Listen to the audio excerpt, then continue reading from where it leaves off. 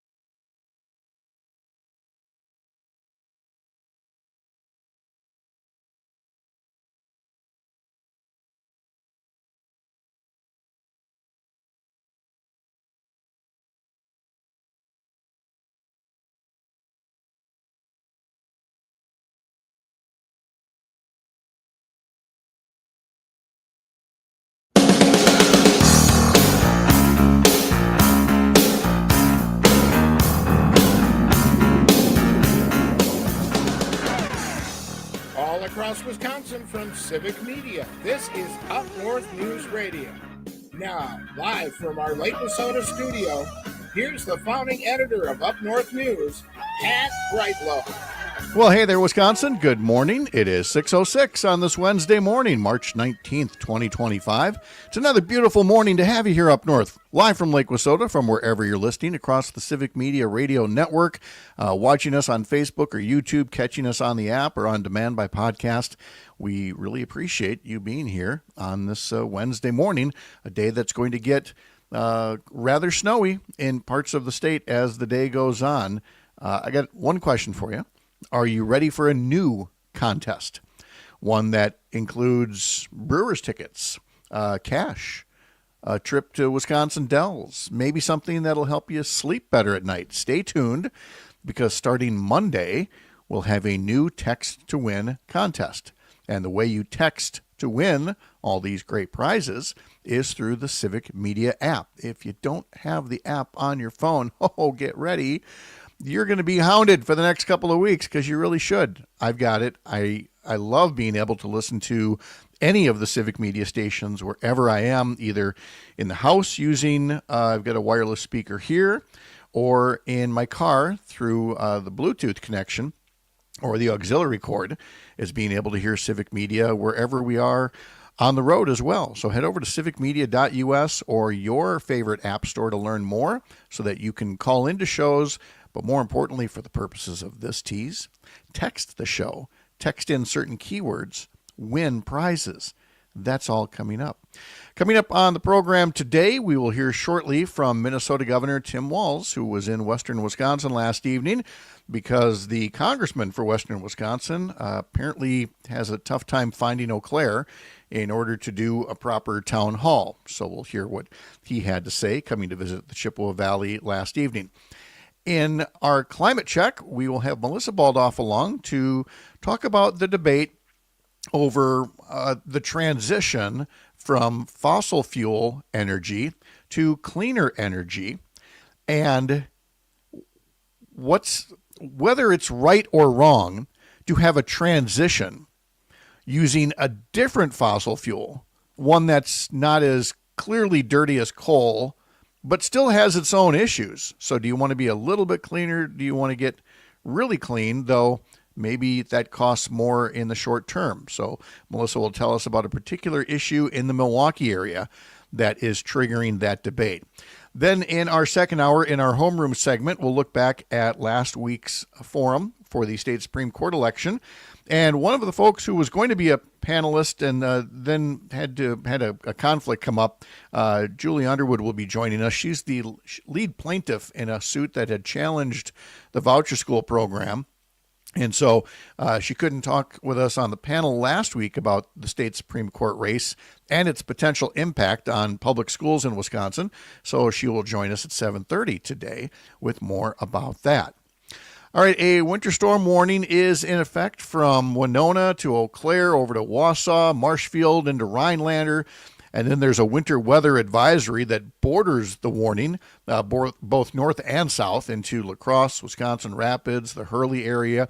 Here's the state forecast from meteorologist Brittany Merlot, and we'll get more from her in less than an hour now about this storm. Showers and thunderstorms into southern Wisconsin this morning. The rain flips to snow up north and ramps up during the afternoon, turning quite windy. Highs today, mid-30s in the north, low 40s in the south.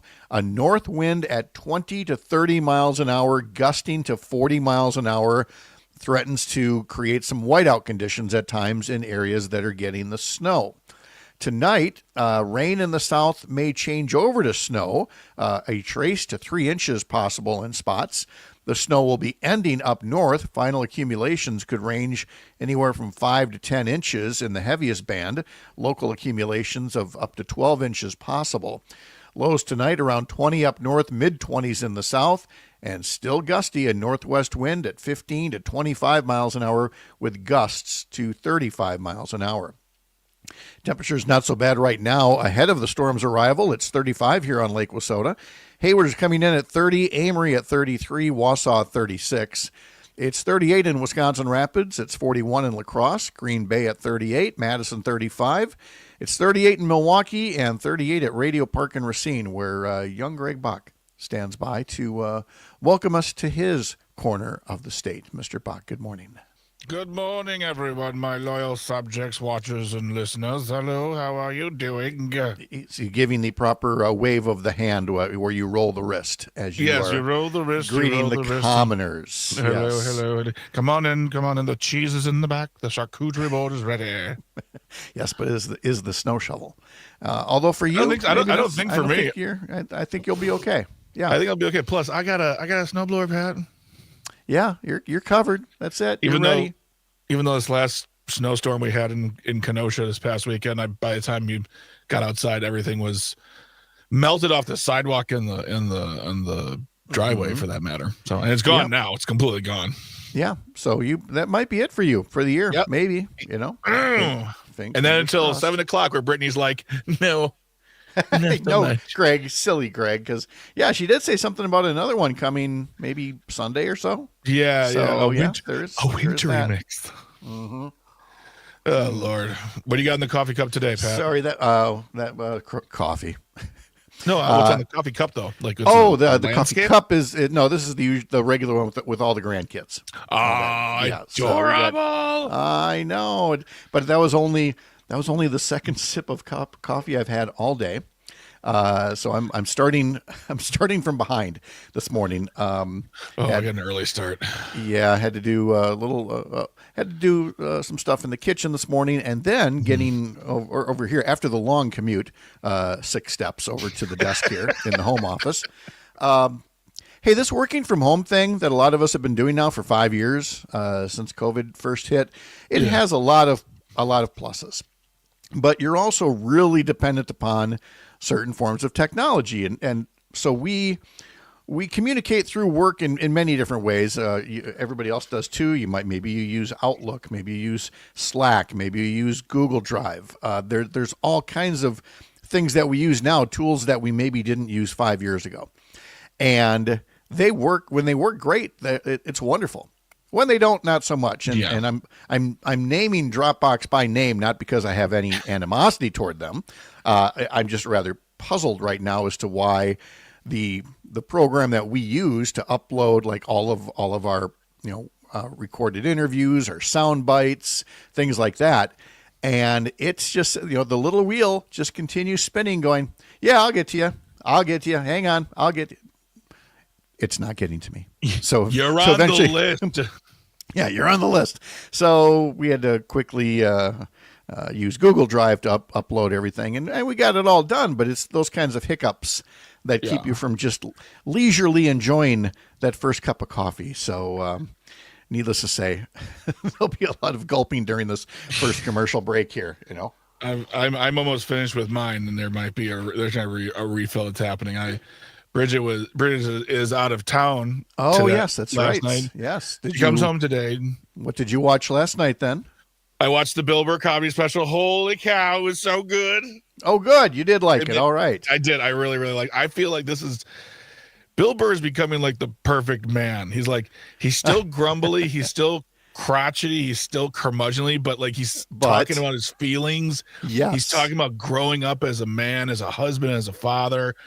He's really he's just there's something about there were still a couple jokes there. I'm like, you didn't have to say that, but whatever. Yep.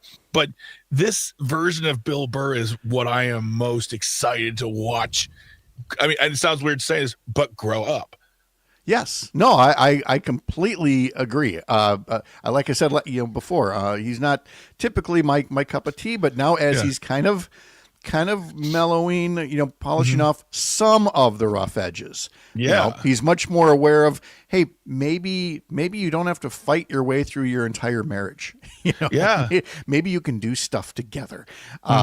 Maybe you can take better care of yourself. Maybe you can lampoon your own political biases as easily as you can lampoon others.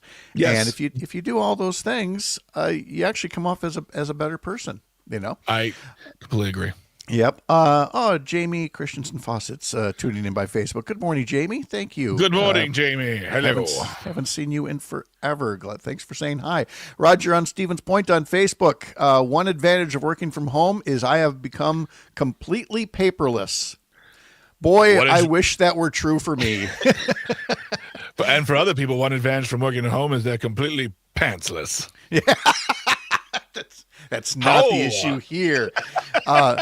The issue here is, as much as I try to become paperless, I still have, a legal pad sitting around, and I'm constantly jotting notes to put into the computer at some point. Maybe I'm working in one program and I'm like, okay, I'm going to add this to Asana later, or I'm going to add this to my Google Calendar later.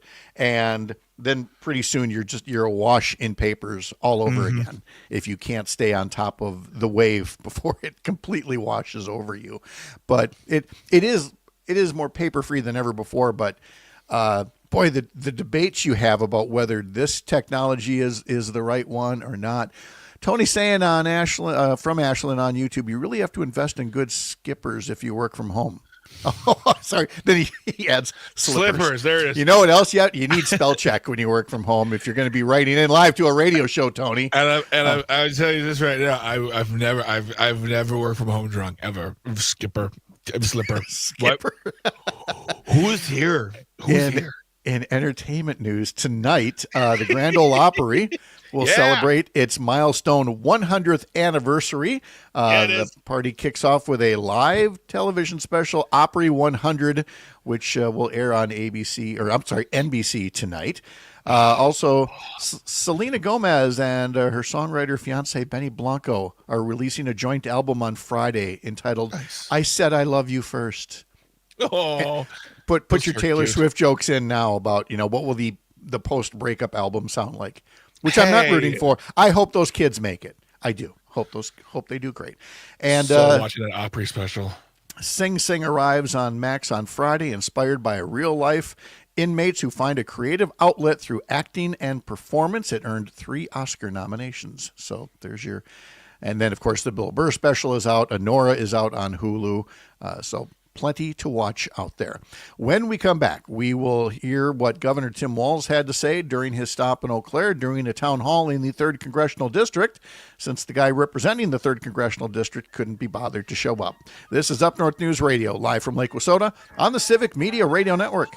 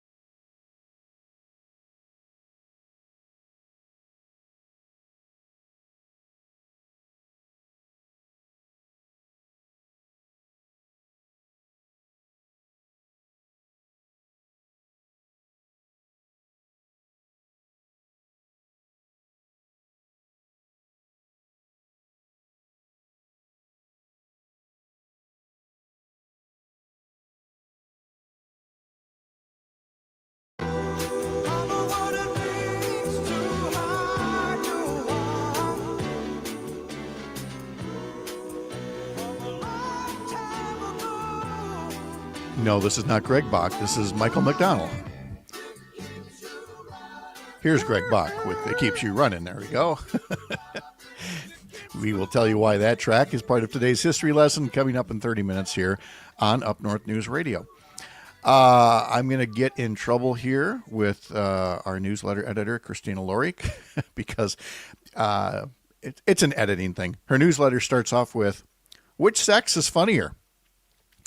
And it's like, no, Christine, don't set me up like that. She means which gender is funnier. So men or women, and gets into laughter and gender and all about National Let's Laugh Day.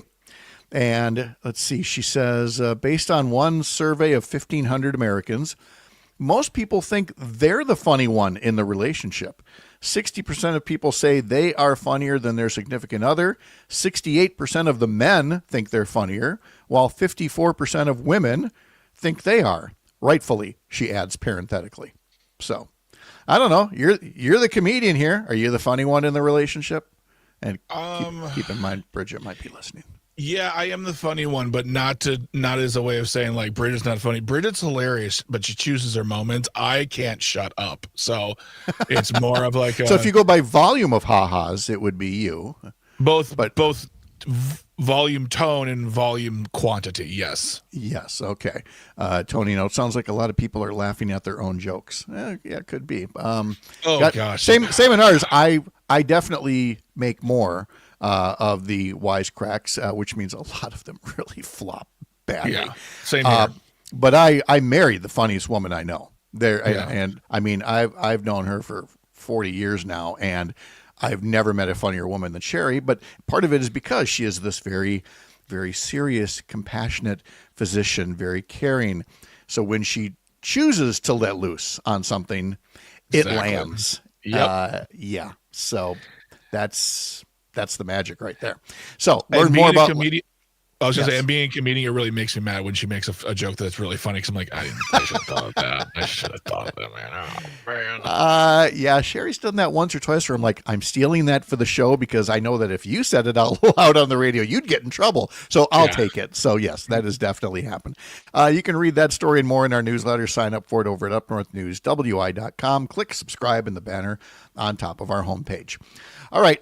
Governor Tim Walz was in the Chippewa Valley. He has been around the country lately, showing up in districts represented by Republicans, in part helping Democrats spread a message to Americans that somebody is listening to them and that somebody understands that even for folks who voted for Donald Trump, they did not vote for this level of chaos and carnage. So Governor Walz appeared at the Pablo Center in downtown Eau Claire yesterday and talked to a crowd there. Selena Heller was there, and she has this soundbite from the governor here, talking much more about why he's traveling around the country this way. The most unsatisfactory "I told you so" tour in the history of the world. But they made it easy for me. They wrote it in that damn playbook that I got tired of using that line. I'm a football coach, and I know if you make a playbook, you're going to use it. Yes, they were going to use it, and that's what they're doing as they try and strip those rights away from folks. But you came here, as I said, you could have been anywhere. You came here because you know the fight's still on, and you know that you love your country. And I talk about this. You wanted to be here in front of your member of Congress because the First Amendment to the Constitution gives you that right and responsibility to address your government.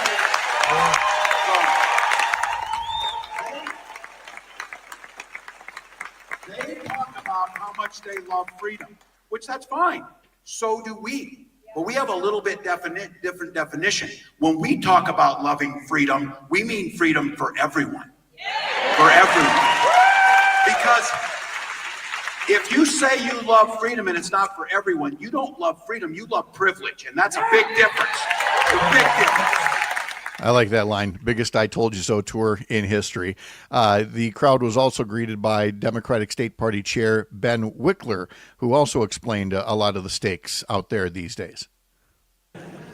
My wife and I have a no news before bed rule now that we've instituted.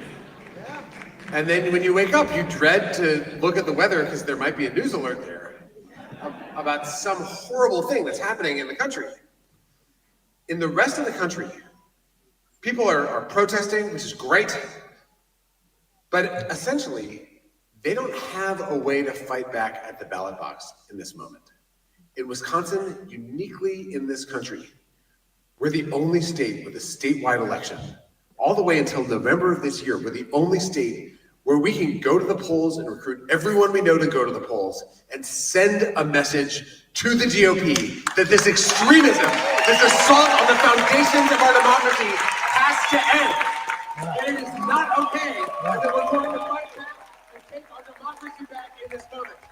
We have that gift and we're going to use it.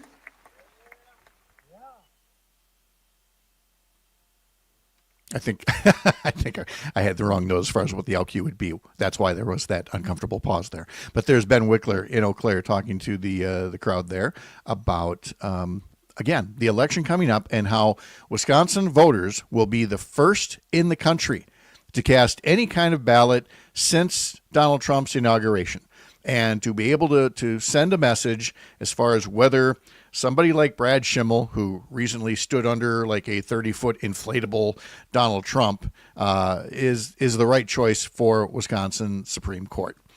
One more quick note. The Assembly passed a bill that micromanages sheriff's departments in terms of how they enforce regulation.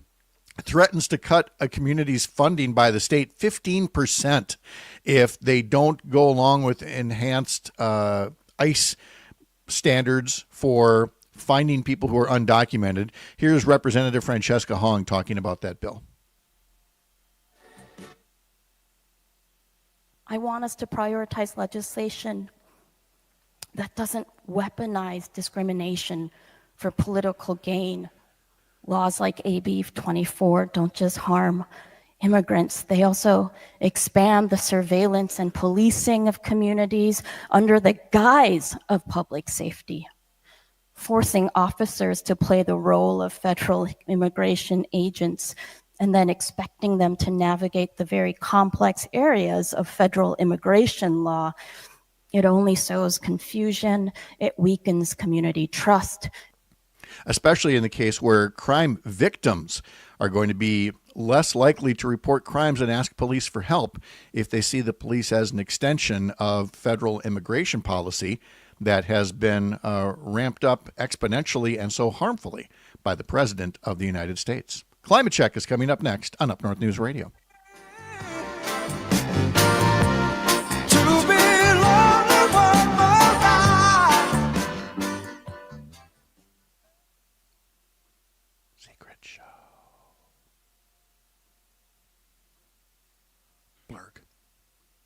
Ugh.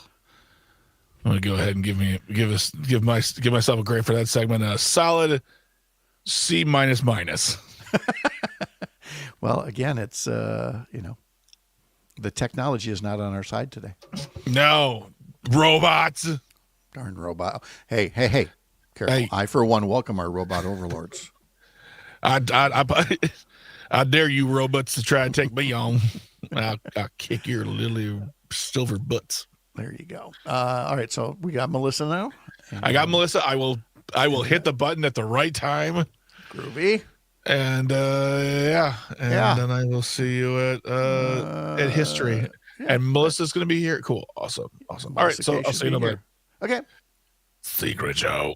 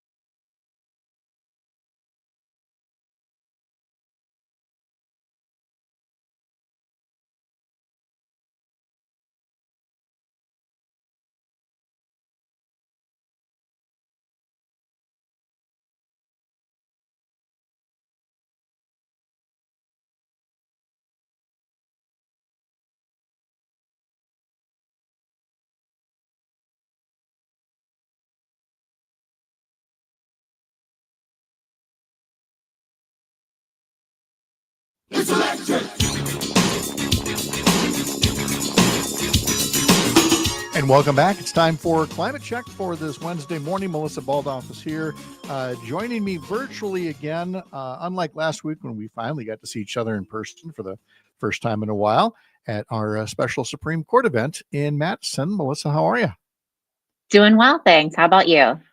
Great. It was so nice to see you and Joe at the event. Thank you again so much for being part of the panel. You both were on the panel about the impact of the Supreme Court election on the economy, on jobs, on climate, of course, and a host of other things. And I wondered if we could start by just giving your impressions of the discussion and if there's anything you want to convey that you did last week about how it's so important that people vote on April 1st in this race.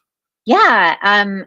Well, I mean, I'll start off by saying, incredibly important election coming up on April 1st. And right now, early voting has started. We know that there is so much at stake when it comes to having continuing to have a fair and impartial majority on the court, the majority that gave us fair maps and the ability to have things like drop boxes for voters, really to protect our voting rights, and to, that's going to be hopefully the majority that is going to, decide on the legal status of abortion and whether women are going to be able to make our own decisions for our bodies, and going to make really, really big decisions potentially about things that are going to impact the economy, impact our workers and our environment. So it's incredibly important that people are going to be able to get out there and vote, and also vote for Jill Underly in the state superintendent race, because we know that our public schools are at risk when we have Donald Trump and President Musk out there talking about defunding and already beginning to defund the Department of Education. And we've got, private school advocate running to defund our public schools. And it's really incredibly important that we keep Jill Underly there. So yeah, there's a lot at stake. We know that, that there's a lot on the line, especially with this court race. If conservatives are able to take the majority on the court again, it'll be just like before, where despite having, Governor Evers,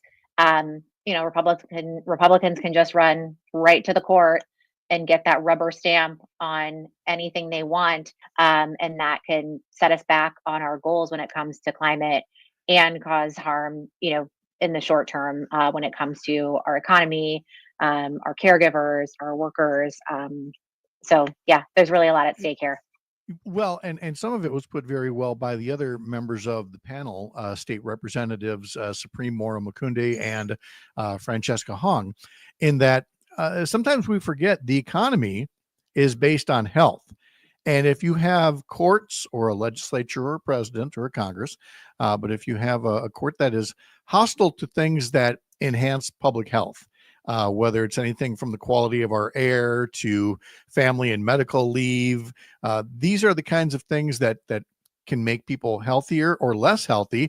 And if you don't have a healthy population, you're not going to have a healthy economy. There's so much more that is interconnected in public policy and in basic economics than people want to believe. And these are all great points that were brought up. And Dan Schaefer was the moderator of the panel and just did a fantastic job on it. We are very grateful for that.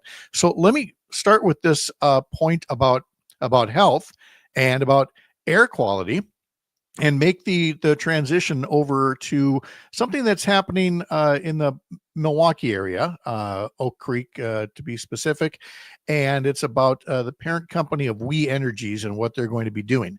Now, if you're not listening in the Milwaukee area and you think, well, does this really matter? Yeah, it does.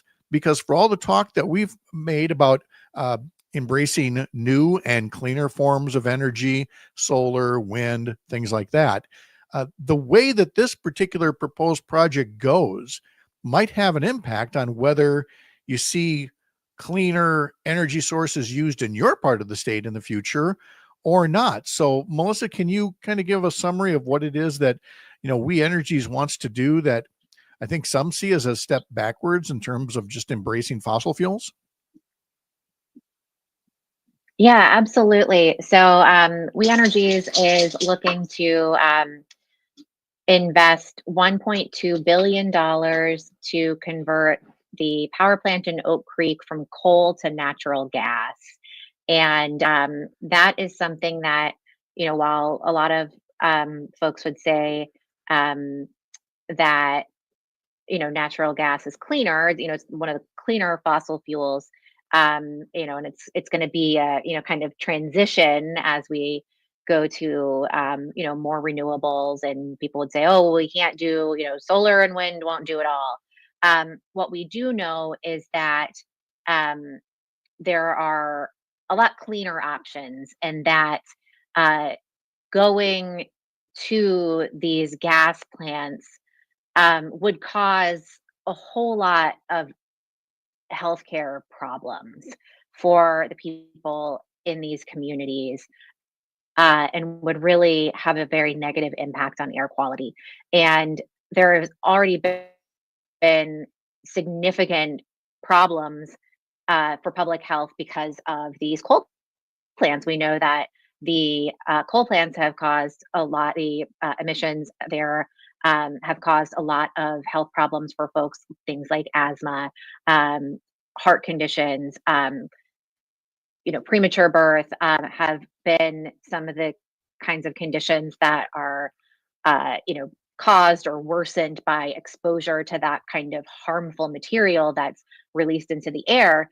And, this shift would still be causing some really significant health issues. And in fact, there was an analysis recently completed by the Union of Concerned Scientists, Healthy Climate Wisconsin, and PSE Healthy Energy that showed that the uh, you know this plan to build gas plants in both in Oak Creek and in Kenosha County would cause about $200 million in healthcare costs annually. Everything from emergency room visits to premature deaths because of that impact on air quality. Yeah, because I mean, again, there's this talk of it's a bridge. It's not as bad as coal. Well, I mean, again, come on, coal is, we understand just about everything can be an improvement on coal, but the news reports told me something I didn't know before, that natural gas plants are known to leak methane.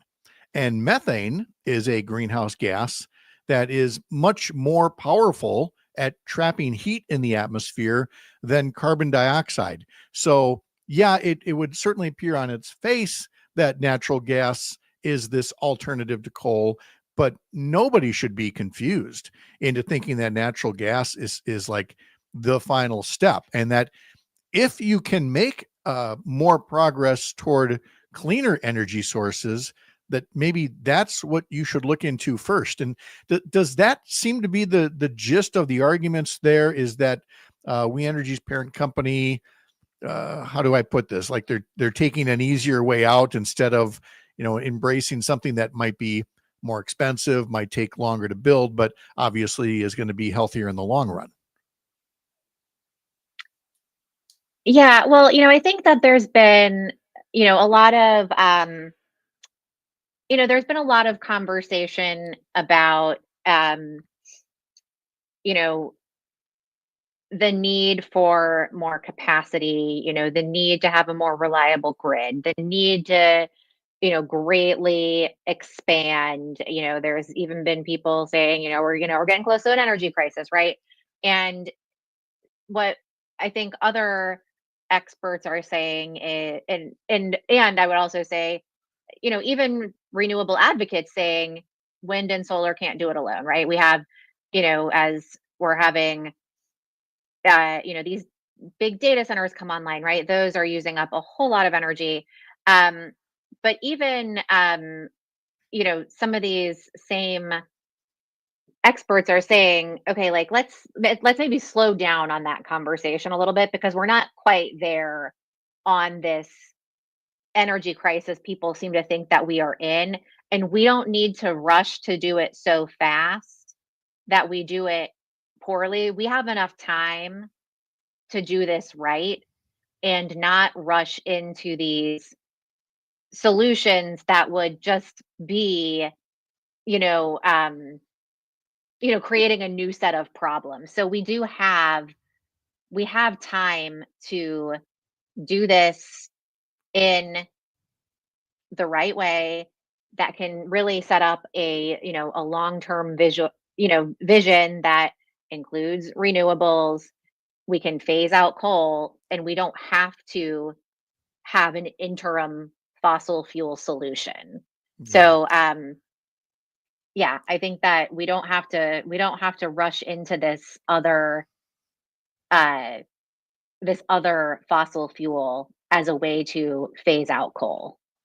It was about a year ago, the Milwaukee Journal Sentinel notes that We Energies announced conversion plans. And so, to be clear here, We Energies is moving in that direction. The company has planned to invest at least $9 billion in solar, wind, and battery storage projects as well. And I'll be clear, I don't envy anybody that is trying to time out the right time to do these transitions from coal to something more like solar or wind. It's not easy, but it's very clear that there are people in that area that think that maybe this particular gas plant is being rushed along unnecessarily so. And so that's the thing that we wanted to bring up. Is this something that we think is going to be lingering as an issue for some time to come here? I ask that as somebody who's not very familiar with what stage this whole proposal is in at this point. It is, yeah. So this is definitely something that is there's time for some action now for folks in Wisconsin. So this is something that is going to be considered by the Wisconsin Public Service Commission. And it is something where we, as the public, have the opportunity to make our voices heard on this issue. And there will be there will be a public hearing in Oak Creek on Tuesday, March 25th. So folks would be able to go and attend that in person, or they're also able to attend that virtually. The PSC does offer a virtual option for people to attend their public hearings, and people can also submit a comment, to the PSC and let them know how they, how they feel about this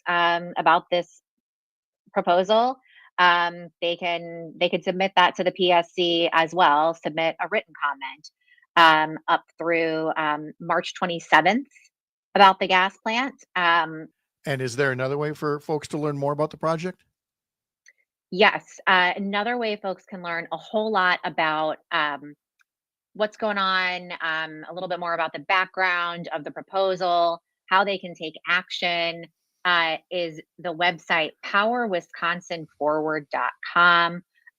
The coalition has come together, Power Wisconsin Forward, a number of organizations and partners that have come together to share more of this information, help folks understand about the impact on public health, on how this, is going to affect their bottom line even too, and and share how they feel. So this is something where it is an opportunity for folks to be able to make their voice heard and get a chance to really let our decision makers on this important issue know what they think about it.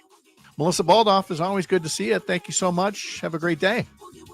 Thanks. You too. We will have today's history lesson right after this. You're up north.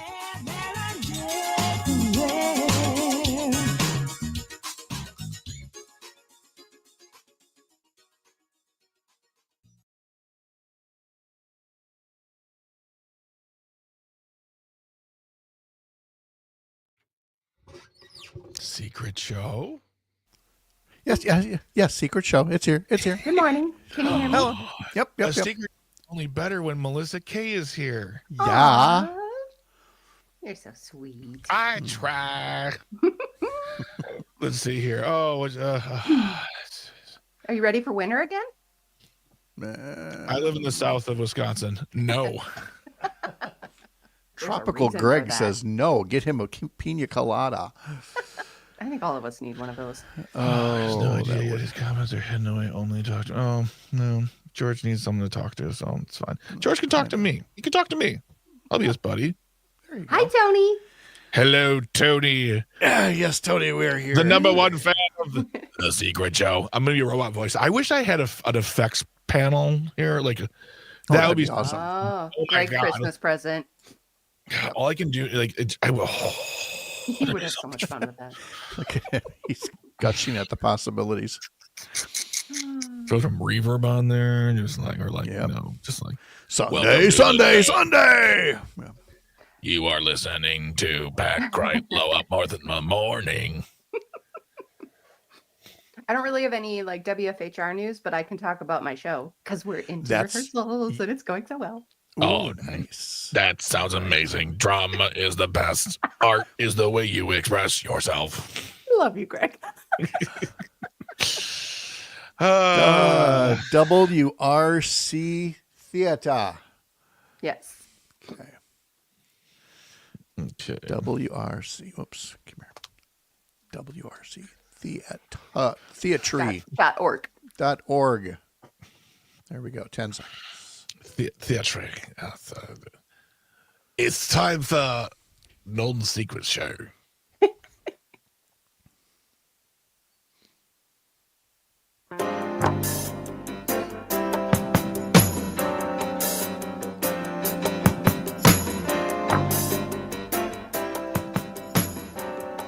In 1976, on this day, Greg Bach recorded this album.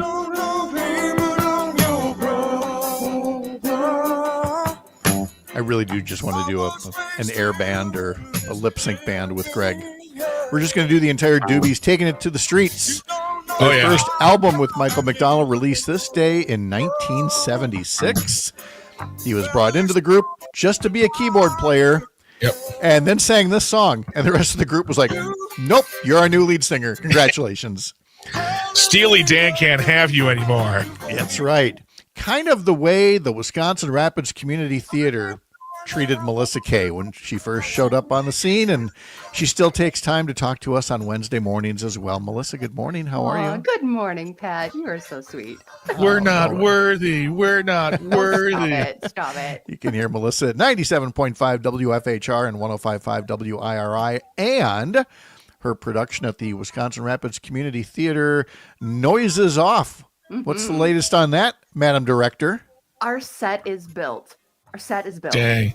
Noises Offset is a set too. That is It is. It's a character in the show. Yeah. Yeah. Yeah. It's gonna A have good its old fashioned farce. It's going to have its own bio. Because the whole thing turns and it's in 3 pieces. 2 pieces come off, the middle piece turns, and the other pieces swap sides. It's There you go. fantastic. That's It's crazy. Absolutely astonishing. Yep, we're already blocking. We're already way further than I thought we'd be. My cast is amazing. Oh my gosh, I can't wait. I hope you guys come see the show in May. First 2 Tickets are days. already on sale. Yep. Yes. Where's the show? Wisconsin Rapids. Okay. How far is that And from me? to learn more about Wisconsin Rapids Community Theater, go to WRCtheater.org. And I say theater because you spell it THEATRE, not ER. Theater. That means when you buy the WRC tickets, put Theatre. your pinky out. Put your pinky out as you're typing in the URL.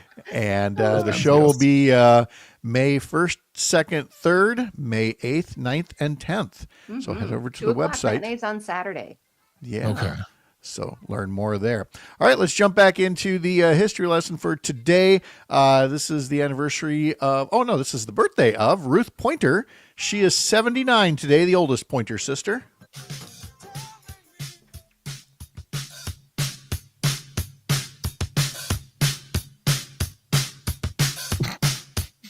Drone intro. Okay, apparently we picked the long intro today. Ruth is the only surviving Pointer sister. The other Pointer sisters were June, Bonnie, and Anita. Happy birthday to Glenn Close. She is 78 years old today. And a melancholy happy birthday to Bruce Willis. He turns 70 years old today, suffering from a particular form of dementia, I believe it is. Yeah. But boy, when he was in his prime, coming off of Moonlighting, I mean, when you were a star in the 80s, you know, I'm looking at you, Don Johnson and Bruce Willis and the others, Eddie Murphy, you could make records. Here was Bruce Willis hitting the charts with June Pointer back in the day.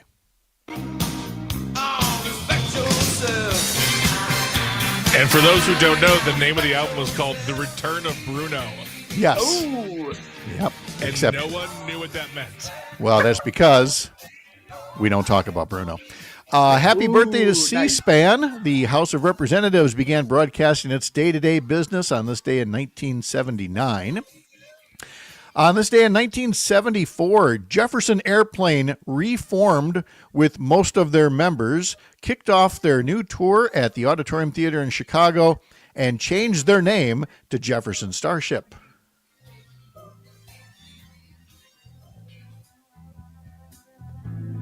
Ooh. Well, again, there we go. Grabbing the long intro again. Somewhere in there. That was at 25. This song is 7 minutes long.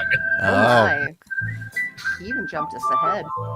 Yeah. What we need is a needle skip sound effect and then jump to the next part of the song. Or just a turntable. Anyway, the group they changed from Jefferson Airplane to Jefferson Starship this day in 1974. Then in 1984, they simply became Starship. I'm sure if you ask them right now, their name is just Star. Yeah. On this day in 1831, the first documented bank heist in U.S. history, when burglars using copied keys got into Citibank, yes, that Citibank, on Wall Street, and removed $245,000, which would be the equivalent of stealing $9 million today. Most of the money was recovered, but not around 400 doubloons. You just don't see doubloons around today like you used to. Doubloons. Doubloons. 2 men were arrested, and they were sentenced to Sing Sing prison, which coincidentally, Sing Sing arrives in Max on Friday, and inspired by real-life film about inmates who find a creative outlet through acting and performance. It earned 3 Oscar nominations. That was an amazing tie-in. Like that was like you were almost being paid by Max to do it. I worked so hard on that callback, let me tell you. Oh, it was award-winning. This is Certified Nurses Day. We love nurses. We're very Oh, yes. Yep. This is Chocolate Caramel Day, for those of you who like to combine 2 of the best things. Yes. I had it yesterday. Yeah. This is Poultry Day. This is bring your 11 herbs and spices. This is Automatic Doors Day and Automatic Doors. Small Business Development Center Day. So much to do. Very All right, so the set is built. What's your next big challenge, Melissa? Act 2, because Act 2 for blocking is going to be absolutely like crazy bananas. Crazy bananas. All yeah, right. because Act 2 is when the set turns around, and so the action that normally the audience would see is happening behind the set, and the audience gets to see all of the action that happens backstage during a production. So it's all silent, but there's so much drama going on. Oh wow, that's so working cool. so hard. Yes, because there's a drunk guy, there's a chase with an axe, there's a love triangle that's going on. There's just so much. I'm so excited. Well, we're just going to keep hearing about this until showtime in May. Melissa Kay from 97.5 WFHR. Thank you, ma'am. Talk to you later. Thank you, guys. Much more ahead in the second hour of Up North News Radio, live from Chippewa Falls on the Civic Media Radio Network.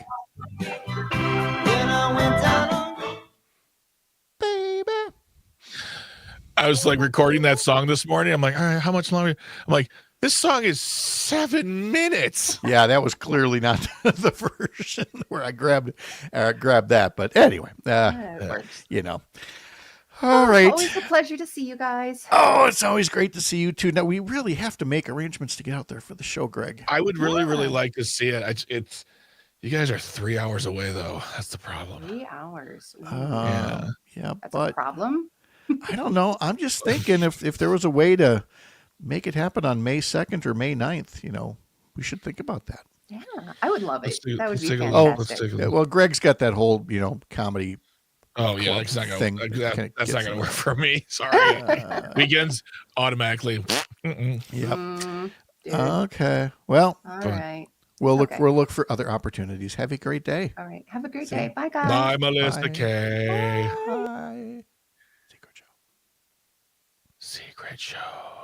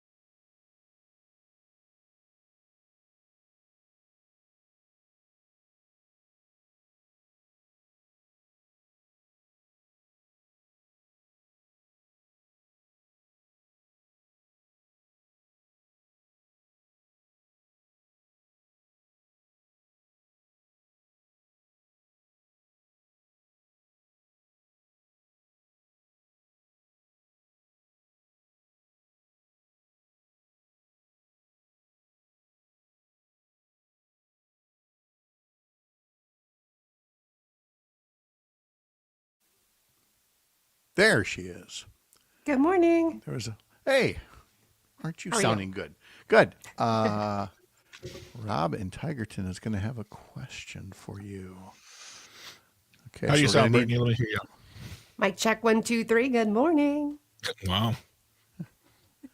Did she pass the audition? Brittany's got spunk, and I hate spunk.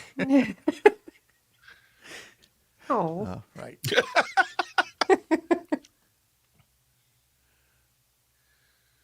$30. Okay. Secret show. Secret show.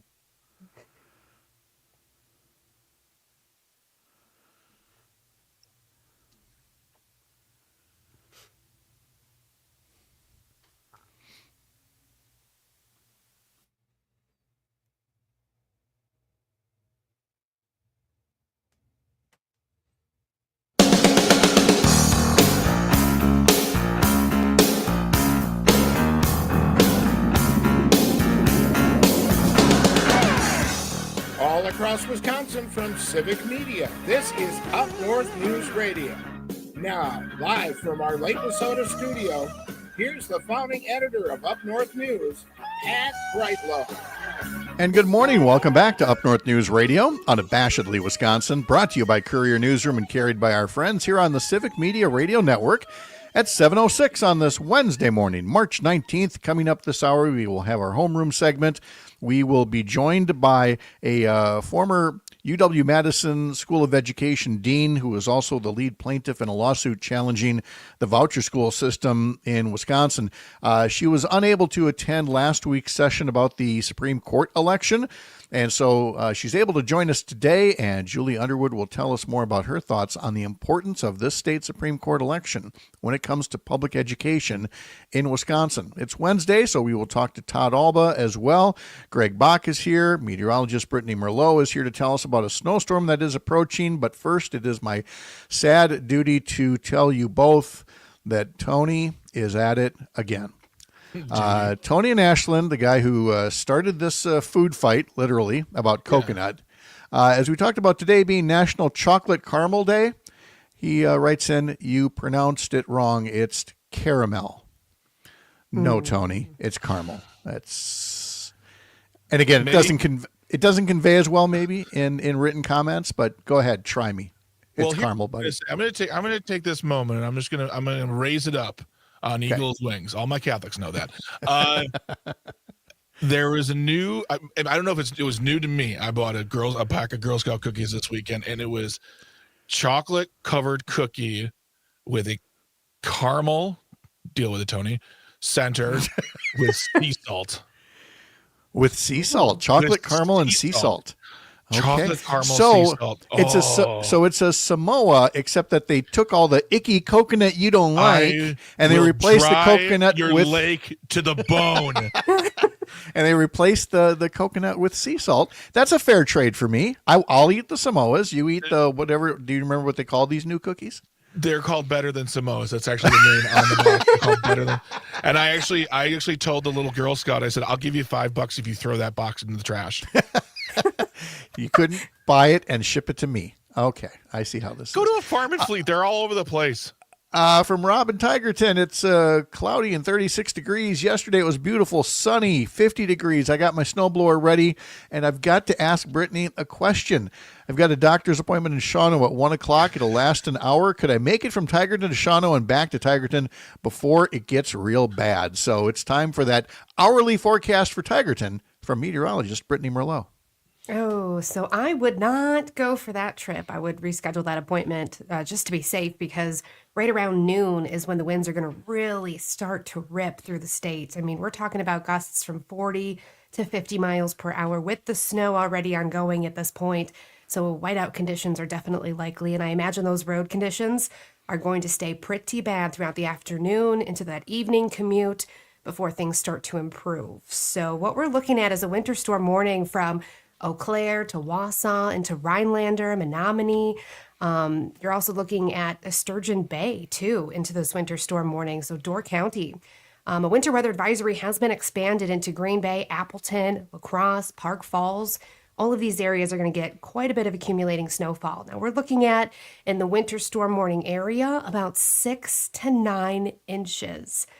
That's what we're likely looking at. I mean, some places could get near a foot, but a good 6 to 9 inches in that area. And a winter weather advisory, you're looking at about 2 to 5 inches. So Fox Valley, 2 to 5 inches there. And again, this is going to start spreading in really into our western areas, Winona, probably in the next 30 minutes, in towards the central areas of the state around 11 to noon. And then southeastern areas, you're going to get some showers and thunderstorms late this morning into the afternoon hours. Some of them could be strong to severe, with hail as the highest risk. And then we're also looking at a wind advisory going into effect later on this evening from about 7 p.m. to 7 a.m. because even southern parts of the state maybe not getting the heavy snowfall, heavy rain, heavy winds. They're going to be gusting up to 50 miles per hour this evening. And then it flips to snow for you guys. So throughout the evening and into the overnight, you are looking at another 1 to 3 inches down into southern parts of the state. So all of us are pretty much getting some snow. It just depends on when. Again, that is moving in mostly this morning for the northern half of the state, and then this evening for the southern half of the state. But it's going to be a heavy, wet, slushy type of snowfall as well. Power outages are definitely possible paired with those winds. It's going to be a mess out there today. I just have a really quick question because I don't know where everything is in the States. So how far is Tigerton from Shawano? How far of a drive is that? Oh, good question. I don't think it's that far. Maybe within like 30 minutes or so. Okay, within that, yes. Yep. I thought, because the way Rob was making it seem like this was like going to be like a 2-hour journey to a place, and I was. It might be today.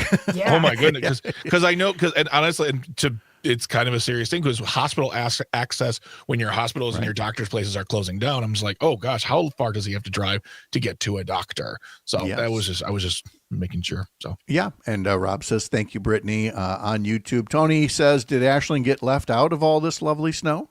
Yes, finally, it's our snow, central Wisconsin. No more. Yeah, stop hogging all the snow, Tony. Yeah. He also adds chocolate caramel and sea salt. Sounds wonderful. I feel like when you say chocolate caramel and sea salt, you have to say caramel. It's fancy. You taking Tony's stuff? You got the pinky up again, don't you? It's context. It's context. It's like, oh, what are you having? I'm having some caramels. Oh, what are you having? Chocolate caramel and sea salt. Oh, caramel. Rob notes that it's 30 miles. 30 miles. Okay. All right. And Tigerton. Right. And Jeannie on Facebook just simply puts one of those green emoji faces, like she's going to be sick. So I guess coconut. I guess somebody's ready for spring. You know, Right. Could be. Yeah. Which, by the way, first day of spring is Thursday. Yes, Yeah, I know. Are we sure? No, we're sure. We're sure. I was setting her up to deliver the good news that Thursday, as we mop up whatever this is, it'll be spring. And then a week from today, or a week from tomorrow, Brewers season opener. Yeah. Yes. So baseball is here. We got this. Brittany, thank you so much. Have a great day. You too. A reminder that you can sign up for our daily newsletter over at UpNorthNewsWI.com. We would love to have you as a subscriber. Christina Laurie puts together our weekday edition and includes some stories there about laughter and the differences between men and women on laughter. And then there's our weekend edition of the newsletter. It comes out on Sunday mornings. We've only been doing this for about 6 weeks now, and we really appreciate the growth in that as people respond to our question of the week that we put in there. And this week, it's all about optimism to pessimism on what Elon Musk and his buddy Donald Trump are doing with the economy and with government services and the potential of a recession. So people are answering either A, optimistic that this whole Trump Musk thing is on the right track and everything is going to be sunshine and roses. B, a little bit of hesitation. C, a lot of hesitation. And D, pessimistic. Several comments echoing the notion we are toast. So what will they do with the best economic recovery post-pandemic in the world?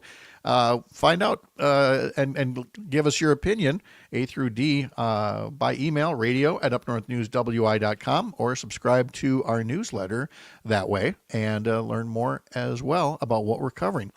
We have been covering Minnesota Governor Tim Walz coming to the Chippewa Valley last evening. He was at the Pablo Center in downtown Eau Claire, and doing so, as he has been around the country lately, because Congressman Derrick Van Orden, like many Republican members of Congress, have been instructed not to hold town halls that, instead insult your constituents and call them paid George Soros provocateurs or something along those lines.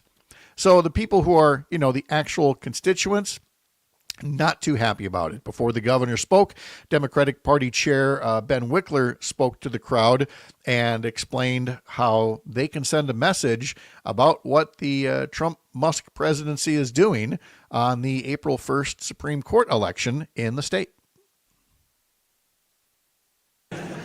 My wife and I we've identified so many critical things that we need to do as Democrats, that elected officials can do and candidates can do. And here in Wisconsin, everyone watching a clip of this on social media, we can all be the heroes of this moment. For the next 2 weeks, we have this gift. We have this incredible privilege, which is that we get to organize, fight back, and win an election that sends a message to the world, to the country, to the state, and to ourselves. Yeah. We have this moment. Republicans think that Elon Musk is a force field, that they can attack Social Security, that they can attack veterans, and Elon Musk will bail them out. And they think that because he has unlimited money. But this is the test. This election is the test case. He's poured $13.2 million and counting into this election to buy a Supreme Court seat. No one's ever put that much money into a Supreme Court election. But when we win, when Susan Crawford wins this race, that force field disappears. And yes, it's at least $13 million. It's probably going to go north of $15 million that Elon Musk puts into this one state Supreme Court race in a state where he doesn't live, but in a state where he does have a lawsuit pending that would impact his Tesla company. And it's up to the voters to say whether a business owner can do that, can have that much sway over, naming basically who gets to sit on the court. Governor Walz then spoke to the group and again, listen to how he characterizes the way that he's traveling around the country these days. The most unsatisfactory I told you so tour in the history of the world.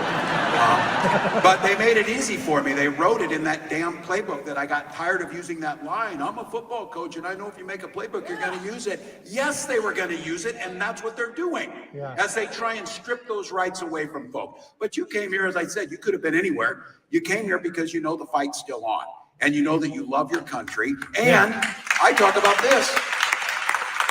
You wanted to be here in front of your member of Congress because the First Amendment to the Constitution gives you that right and responsibility to address your government.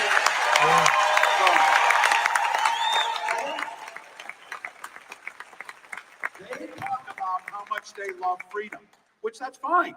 So do we. But we have a little bit different definition. When we talk about loving freedom, we mean freedom for everyone. For everyone. Because if you say you love freedom and it's not for everyone, you don't love freedom, you love privilege. And that's a big difference. A big difference. That's Governor Tim Walz in Eau Claire. The Milwaukee Bucks lost against the Golden State Warriors, even with Steph Curry on the bench, losing 104-93. The road trip continues with the Bucks in L.A. to play the Lakers tomorrow. Let's pause here, wherever you're listening across Wisconsin on this Wednesday morning. When you're here, you're up north. This is Up North News Radio. I'm Pat Kreitlow.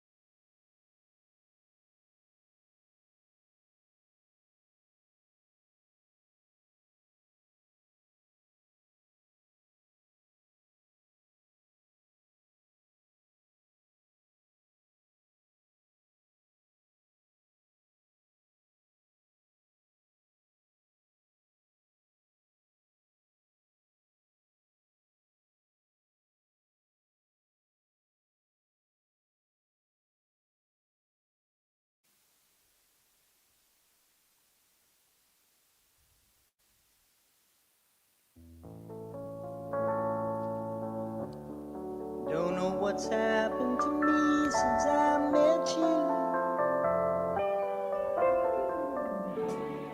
Feel like I'm falling in love since I met you. It was on this day in 1974 that Jefferson Airplane, rebranded as Jefferson Starship, held their first concert in Chicago with their new name. Welcome back to Up North News Radio on this Wednesday morning, March 19th. Civic Media's next statewide Text to Win contest is right around the corner, so be sure to tune in starting Monday during the 7 a.m. hour for your first chance to listen for a keyword to enter and be a part of a chance to be an hourly winner, or you could enter to win the grand prize. You will have 4 chances to enter the contest each day in the 7 a.m. hour, 11 a.m., 1 p.m., and 4 p.m. hours each day throughout the 2-week statewide Text to Win contest. So to text us, get that Civic Media app and be listening starting at 7 a.m. next Monday for your chance to text in the hourly keyword and be entered to win all kinds of cool prizes. We mentioned in sports that the Bucks had lost to Golden State last night.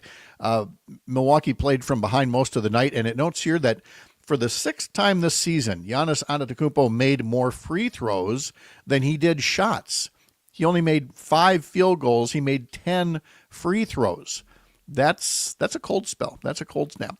The Badgers are the 3 seed in the NCAA tournament in their bracket, and they will be taking on Montana, the 14 seed. The game is in Denver. Coverage starts at 11:30 on Civic Media stations in Amory, Wisconsin Rapids, and Richland Center, but not on the Civic Media app this time. Of course, it's the NCAA tournament, so the rules are a lot different in terms of networks and things. And so while you can catch a lot of Badgers action through the Civic Media app during the regular season, if you want to hear them in the tournament, tune in to WLAK in Amory, WFHR in Wisconsin Rapids, or WRCE in Richland Center. The Marquette men are a 7 seed in the tournament. Their first game is Friday in Cleveland against 10 seed New Mexico. And again, the Badger women's hockey team, they're in the Final Four for their national tournament. They will take on the Minnesota Gophers this Friday evening. One other note on the text line. This is from Tiffany in River Falls. Pat, tell me your response to the people that say, but Crawford is backed by Soros in response to Elon Musk backing Schimmel. It's an excellent question, and I'm glad you asked it, Tiffany. Thank you for texting it in. George Soros, also a billionaire, has no business in front of the courts right now. And that is the main issue here. We'll get into money and politics in just a second. But if you look at the U.S. Supreme Court right now, which is suffering a corruption crisis worse than anything we would have imagined in our lifetimes, where justices are accepting millions of dollars by now in terms of the luxury vacations and the free transportation, the private jet rides, all of the other material goods that they've received, and somehow conveniently forget to report them by billionaires who either have cases directly in front of the courts or are financial supporters of others who do have cases before the courts. You understand why we would not want the same thing happening to our Wisconsin Supreme Court. We went through that when conservatives controlled the court for about a 15-year period, where it felt like so many of their decisions could have been written at the headquarters of Wisconsin Manufacturers and Commerce in terms of worker rights, in terms of environmental protections, things like that. Elon Musk filed a suit on behalf of Tesla, arguing that Wisconsin's law that says you have to use car dealerships, manufacturers can't sell cars directly, seeking to overturn that law. Now, look, you can disagree on the law if you want. You can say, well, Ford should be able to sell cars directly, and Toyota and everybody else, and they shouldn't have to use dealerships. That's a fine argument to make. It's a different argument to say, I'm going to put $15 million behind getting this candidate elected, tip the balance of the court, and win this suit. And by the way, also win anything else that might come before the court on behalf of Donald Trump, the guy that I gave millions of dollars to get him elected president of the United States. And don't say, well, it wasn't Elon Musk's money that got him elected. Don't fool yourself. People would not be spending millions upon millions of dollars on things if the money didn't work, if commercials didn't work, if all the social media ads didn't work. So voters get a chance this time to say, let's not reward that, shall we? Maybe we'll have disagreements on how to limit how much money can go into politics. But I think a lot of us can agree that some kind of a line has been crossed here. Tony in Ashland also notes on YouTube, George Soros isn't cutting tons of services with Doge. Now, George Soros has funded causes that I've been a part of as well, Courier Newsroom being one of them. We are in an era right now where there are a lot more billionaires, funding conservative causes than progressive ones. But that doesn't mean that there aren't others out there in Wisconsin and around the country and around the world who are saying, well, if this is the field we have to play on right now, then I guess game on. And so Elon Musk can give as much money as he wants. George Soros can give as much money as he wants, and all the other names that we could throw out there. For the voter, it should be more about what does this mean to me? What does it mean if Brad Schimmel is on the court? What does it mean if Susan Crawford is on the court? We do know that if Brad Schimmel's on the court and you got Elon Musk as your patron, that anytime there's going to be a case coming up that may involve corporate power, employee rights, natural resources protection against, say, corporate polluters, you've got a pretty good idea where Brad Schimmel may come down, just as you have a pretty good idea where Susan Crawford's going to come down if there's a case in a law that, say, would take away a woman's ability to make her own healthcare choices. So know those things and vote based on the issue, not whether you like George Soros or not, whether you like Elon Musk or not. It always comes back to what is the impact on us through this court. This court, with progressive control, provided fair maps so that we don't have a gerrymandered legislature. We have a legislature that can come closer to passing laws in line with Wisconsin values. If the court switches control in 2 weeks, what do you think happens to those maps? I'm not saying they're going away, the next day, but what do you think is the long-term prospect for avoiding the political mischief that comes with gerrymandering? And what can a supermajority do in the legislature when it comes to doing things that, again, a majority of Wisconsin residents don't want? So look past the money and look at the impact on you and on our state's future. Homeroom after this. You're up north. Had to be you. You got my heart. I don't know what I'm gonna do. Secret show. We do need Right. we need George. George needs a name. Georgie Porgy. Georgie Porgy. Yeah, Cranky George. Grouchy George. So he sends this note. Soros spokesman Kreitlow has no problem with Soros buying Crawford. You have zero credibility. Okay. Oh, what if I was like he goes on to Democrats. It's J-Man there. Democrats won't be happy until we are all living in caves. He did such a great job explaining. Yes. So good. Can you hear that? Pat, What that did I was do? So good. Your explanation about George Soros money and Elon's you. money. That was so well done. Jane, Bravo. you're making me blush. Thank you. If he wants to come on our show and do that, I would. And I am so sorry not to see yesterday's note. Yes. Oh, yeah. We'll have you on before the election. And we'll talk about this point. I'm free today and tomorrow if one of those works for you. All right, cool. Okay, so we'll talk. Grumpy old George. George the Grump, George the Grouch, George the Grouch. We're still workshopping it, George. We'll work on it. It's okay. He's listening. He responds, "Okay, Soros guy." All right. No, you can do better than that, bud. Oh, he'll keep trying. Trust me.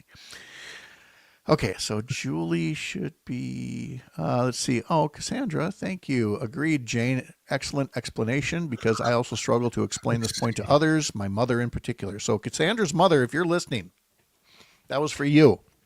And Cassandra, otherwise, yeah, let us know how we can convey this to your mom.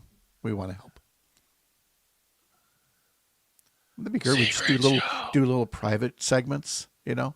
Today is the 19th, right? Today is Wednesday the 19th. Yes. Why do you? Yeah. Hold on to 10:30 for me. Maybe I'll talk to Jane. Okay. All right. I'll then, be here. Tony, good explanation. That question comes up a lot. Thank you, Tony. Cassandra, she doesn't really know how to use technology. Yeah. LMAO. I know. I love the way you framed it, because in my brain I was thinking like George Soros gives money to campaigns. Like he gives, and he's one of the only billionaires out there who supports liberal causes. So he's their only target. And now JB Pritzker and Reid Hoffman, who started LinkedIn. So you've got those three, but then you also have the U-Lines, you have Diane Hendricks, you have the Koch brothers, and at some point I'd like to think most people look at that and go, maybe we have a problem that there's so many billionaires getting politically involved. Whichever side, maybe we have a problem with the billionaire class writ large. Maybe, because again, there is a world out there, a parallel universe, where all of those billionaires were subject to a wealth tax, and we are able to fund things like Medicaid expansion. We're able to keep our schools open, and the billionaires, here's the punchline, they're still billionaires. Yep. Yeah. They're in no danger of becoming poor. No, not at all. All right. So Julie should be here, but you have, did I give you those 2 tapes for this segment or no? I did. Did I? No, I didn't. I just have the 5 you sent me. Okay. Just send them now. Oh, where are they? Oh, I closed that up. Okay. Let me see if I can get those loaded up. All right. Secret chaos. I'll be back. Bye.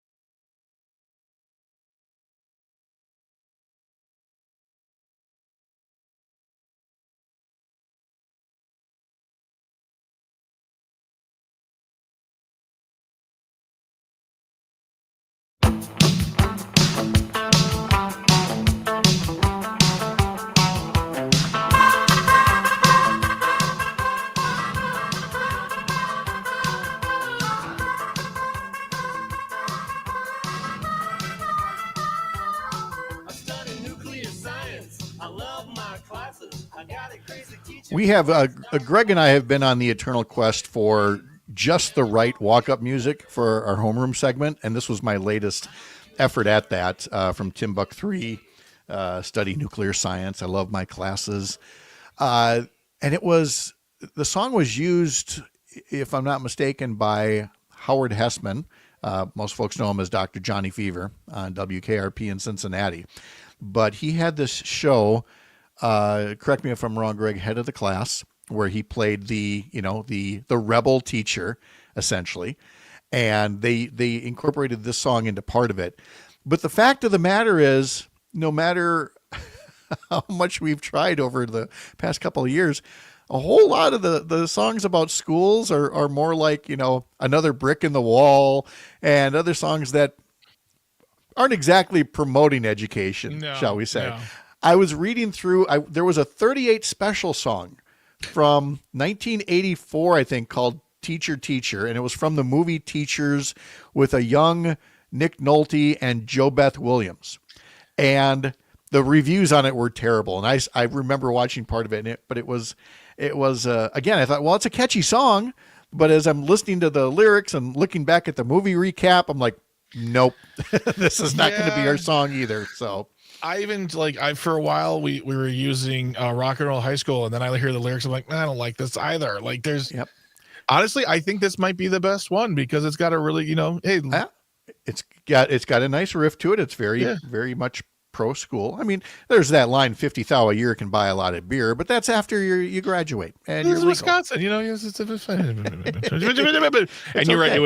It was head of the class. I loved that show. I loved that show. That was a great show. I love Billy Connolly, but when he came on the show, down the hill. Yeah. But yeah, Howard Hessman, what a great actor. I know. Very funny. Just loved him on WKRP as well back in the day. All right, so this is our homeroom segment, and so we're going to touch briefly on the state Supreme Court race and its importance to education. It's something that we discussed at length as one of our panel discussions in two particular areas. One of them dealing with Act 10. Which was the Scott Walker signature law that removed collective bargaining rights from many public sector workers. And the thing that has always stuck with me about that is that Scott Walker didn't campaign on that. In 2010, Scott Walker never said, hey, if you elect me, I'm going to take away the rights of workers in the public sector to collectively bargain. Might have changed the outcome of that. In much the same way, Donald Trump kept saying, we're going to cut spending, we're going to cut spending. He never said, we're going to fire thousands of veterans and we're going to make it tougher to get care through the VA and all of the other things like, humanitarian aid. We're okay with children dying of AIDS in other countries, just on a lark. You don't promise those things ahead of time because you're not going to get the votes. And so you try to fool the voters in some other way. Well, that's what Scott Walker did. And Act 10 came along, despite the many protests down at the Capitol. There had been legal challenges to it, but of course the legal challenges were heard by a state Supreme Court that was controlled by conservatives who did not exactly have a pro-worker agenda. Now you have a court with progressive control. You have had legal challenges to it. And needless to say, if Brad Schimmel wins on April 1st, those challenges will dry up and Wisconsin will continue to be a place that is more likely to drive away the best and brightest who could be teachers rather than attract them. The other, of course, is the voucher school program. And we did try to talk about that with Brittany Kinzer, who is a candidate for state superintendent of public instruction. Tony writes in that he heard Brittany Kinzer on Earl Ingram's show on Monday. He writes, she completely sidestepped if she supports teachers' unions, which to me says she doesn't support them. And I was going to ask her that question as well, prompted either by Tony or one of the other listeners who texted in and wanted to make sure that I asked that question. But again, she was giving very long answers, and I was trying to be polite for as long as I could, and then really wanted to get back on the notion of, can Wisconsin afford to pay for two separate school systems in this state? And she never really wanted to address that question. And it's the one that I think is going to come up time and time again. It certainly did in our panel discussions last week. That if there is a new legal challenge to the voucher system, there's going to be a different outcome depending on whether Judge Crawford wins or Judge Schimmel wins and becomes the next state Supreme Court justice. Now, again, like Act 10, people will say, well, wait, there have already been legal challenges to the voucher school program. And that's true. But again, A, it was a conservative-controlled court, but more importantly, B, the initial challenges to the voucher school program dealt with a program that was advertised, billed, sold as a small experimental pilot program in Milwaukee. And Brittany Kinzer spent a lot of her time talking about kids in Milwaukee and raising test scores in Milwaukee and raising literacy in Milwaukee. These are all noble things. And there were people, Democrats as well as Republicans, that were willing to try to experiment with school vouchers and private schools to see if that would increase performance. Sorry about the cough there. The verdict is in. Private schools did not prove themselves to be any better than public schools on the whole when it comes to student performance. They're not worse, but they're not in any way demonstrably better. They are, by and large, very selective institutions, whereas public schools have to take on everybody, have to try to teach everybody. And we have a state legislature that is not responding well to that. And that's what we wanted to ask Brittany about, Greg. And like you said on Earl's show, as I take a little cup of coffee here for this particular segment, she was a little elusive on it. But again, the invitation is still open if she'd like to talk about it some more. Yeah, absolutely. I mean, these are important points to cover. You are asking for the job of school superintendent of the Department of Public Instruction. All of these things, when she came on the show last Friday and she spoke about her project helping kids read, I think that's great. I don't think anyone can get behind. I don't think anyone can be like, well, that's not great. It is great. Kids should learn how to read. But beyond that, we need to know where you stand on all of the nuanced issues of being in charge of the Department of Public Instruction, and she's not answering those questions. Right, and that was the biggest problem was, and she did say, well, I'm not the legislature. I can't decide how to fund these schools. No, but you definitely work with the legislature, and that's you said that's it best. You said it best. You said no, but you are an advocate. And you have to advocate for the schools and a formula and a plan, and that plan has to include all the kids, and that's 800,000 children. Yeah, and instead we're dealing with a voucher school program that is coming up on the price tag of $800 million. So. Mm-hmm. That was the important part, and that's what we wanted to talk about. So that, again, is why the Supreme Court race is so important. Greg, if you wouldn't mind catching up or grabbing Francesca Hong's soundbite from the Assembly floor debate yesterday. I want to play that back in case folks missed it during early in the 6 a.m. hour. The State Assembly yesterday passed a bill to essentially micromanage county sheriff's departments around the state when it comes to immigration enforcement. And I've written this story for UpNorthNews.wi.com. So I note in there that county sheriffs in Wisconsin have wide latitude in determining the extent to which they will cooperate when it comes to federal immigration enforcement. And there are many different ways that you can do that. The Milwaukee Journal-Sentinel tried to survey every sheriff in the state. And at one extreme, you have Burnett County up in northwest Wisconsin with a very active approach that includes asking about immigration status at routine traffic stops and notifying ICE, Immigration and Customs Enforcement, even if they discover that the victim of a crime is undocumented. I would note again, for as much as people want to say, illegal immigrant, illegal alien, unauthorized immigration is not a criminal offense.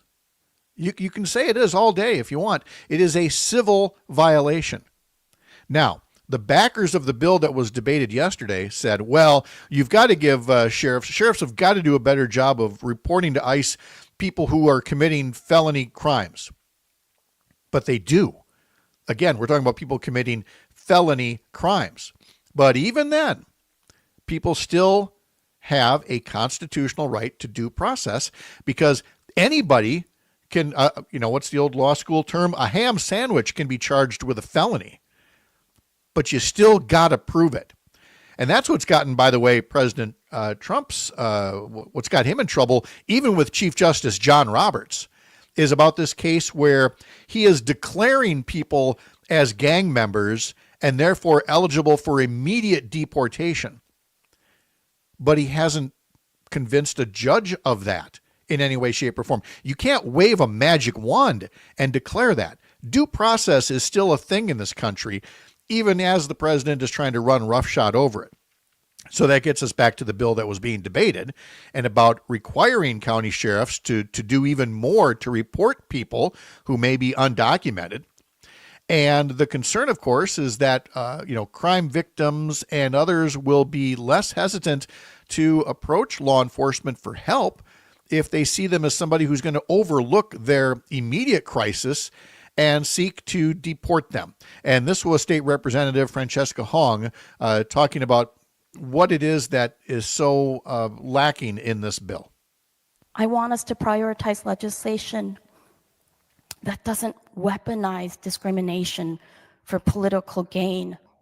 Laws like AB 24 don't just harm immigrants, they also expand the surveillance and policing of communities under the guise of public safety, forcing officers to play the role of federal immigration agents and then expecting them to navigate the very complex areas of federal immigration law.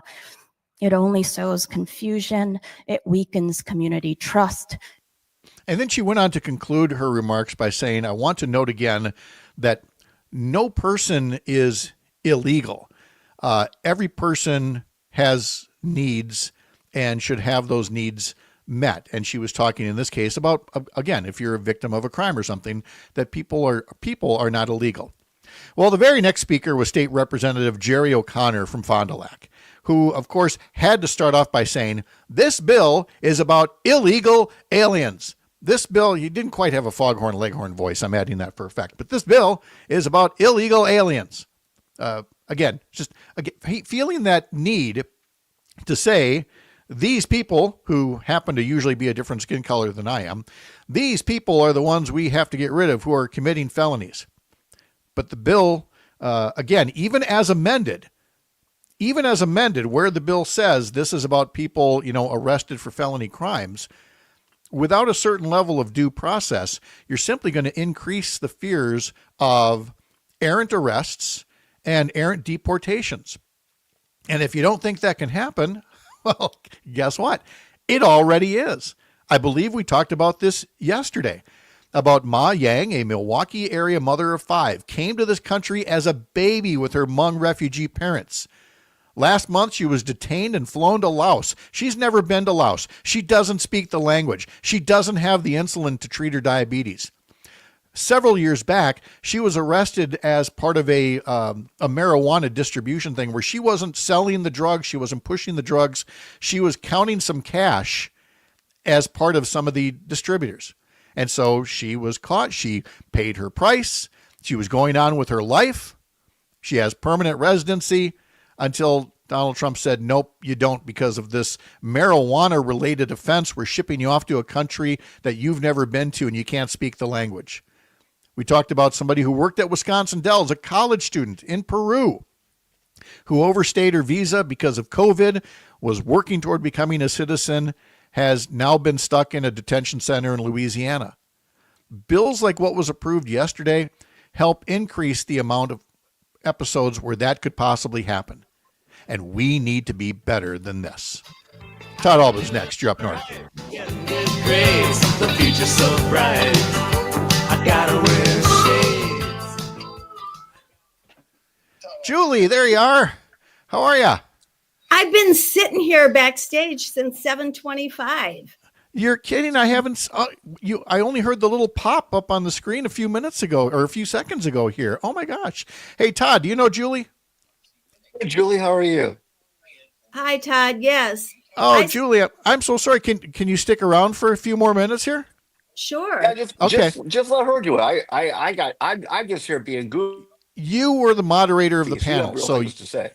you get to be here anyway, in part because I teased you. But no, we're going to take this segment and we'll do Julie, and you say a few words about moderating the panel, and we'll be all good to go. I have to turn your show off. Okay. Yeah, a lot of people say that. There. Sorry. There we go. I had you on all the time too.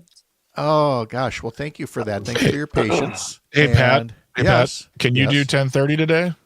Yeah, I can do 10:30. Perfect. Thank you. Okay. Yep. I'll make that note now. We were talking about going paperless, and I'm like, I can't go paperless because I'm constantly writing things down on scraps of paper. And we got 1 minute. And we got this. I'm completely opposed to paperless. I don't think we can ever get that entirely. All right, let's see. We got this. There we go. Okay, there we go. We are back in 35 seconds. So let me put a couple of things up on screen. And we go until 7:58:50. So we will get this shindig going in just a moment. Stand by.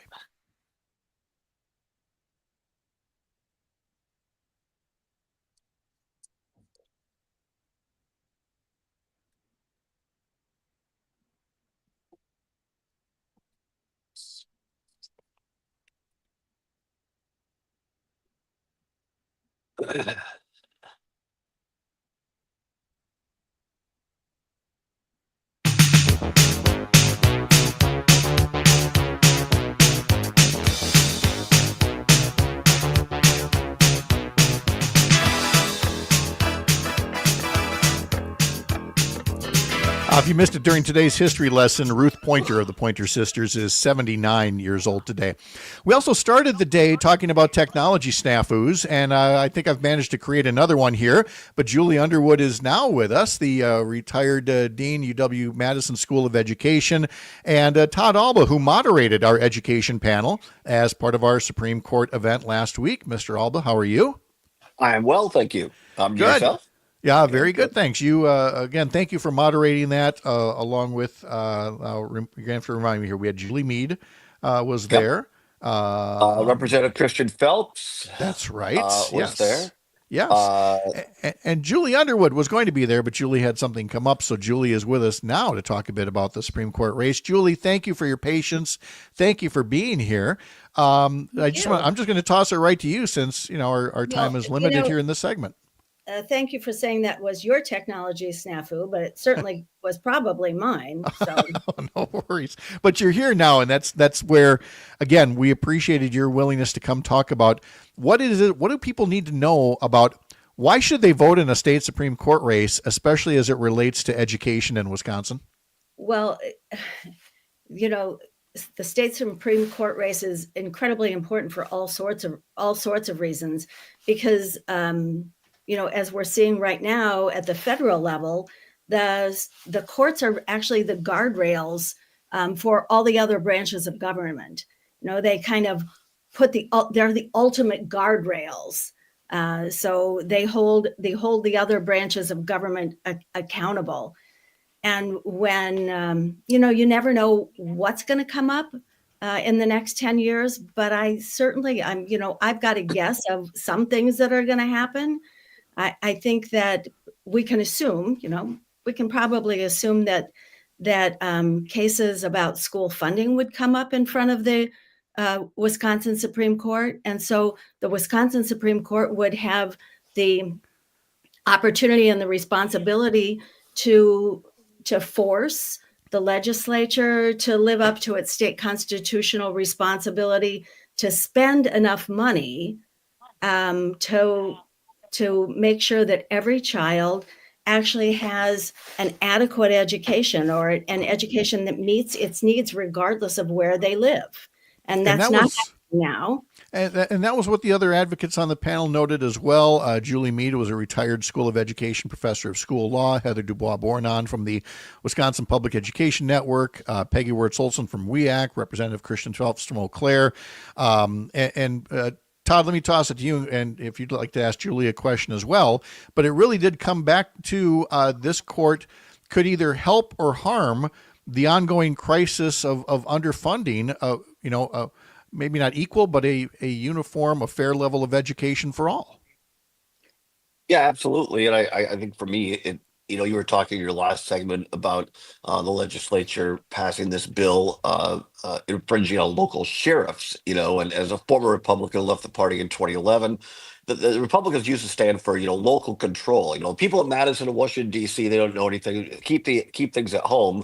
And now you see the current iteration of MAGA Republicans doing just the opposite. But Julie, as a Dean Emeritus at UW-Madison School of Education, I come from a family of educators. We talked about this in the panel, but speak a little bit more. We have such a hard time right now, a shortage of educators, and a hard time recruiting those folks. And what could the Supreme Court race mean to laws that would further impede people from wanting to go into education? Well, right now the legislature is passing all sorts of laws that actually make people not want to go into education and make it harder to educate.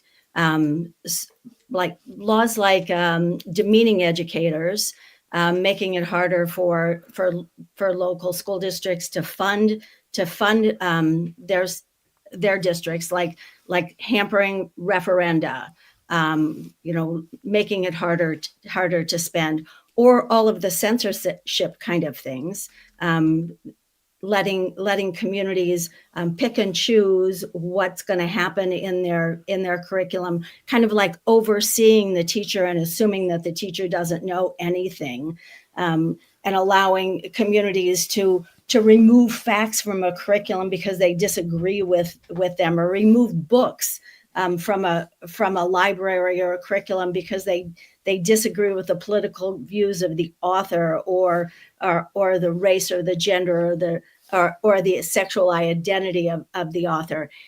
These kind of laws demean teachers, and it doesn't help. But also not having enough people in the classroom makes it just harder and harder. Act 10, think about all of that. It's just hard to keep people in the classroom. This has gotten to be a crisis these days. It certainly has. Yeah, go ahead, Todd. No, I was going to say, I know there's been polls, Marquette Law School poll. I know Wisconsin Public Education Network has done a lot of this. When you ask people, Julie, around the state, what do you think of your public school? They say my public it's school the center of our community. Right, Yeah, right. exactly. And so how do we convey this across the state that every public school is a center of a community, and we have to stand up for each other so that everybody can have a great public school. And convey all that in 15 seconds, Julie. That's the common theme. And if you repeat a lie enough, people believe it. Right. And that's where, again, if you're repeating the truth, you can't just say it once. You got to repeat it over and over again, which is why we were so thrilled to have Julie Underwood on as a guest in the past. Grateful she's here again today. Grateful to you, Todd, for moderating the education panel last week. And we will just continue sharing that message about what public schools need to be great in Wisconsin. Julie, thank you again so very much. Great to talk to you. Thank you. Thank you, Julie. Todd, thank you. We'll see you at noon today for another excellent show. And thanks to all of you for tuning in to Up North News Radio for this Wednesday morning. Tomorrow we'll have our usual weekly update from the state capitol with one or two of our state legislators. Up North News is brought to you by Courier, a pro-democracy news network. I'm Pat Kreitlow. Enjoy your Wednesday. Drive carefully. We'll see you tomorrow morning here up north.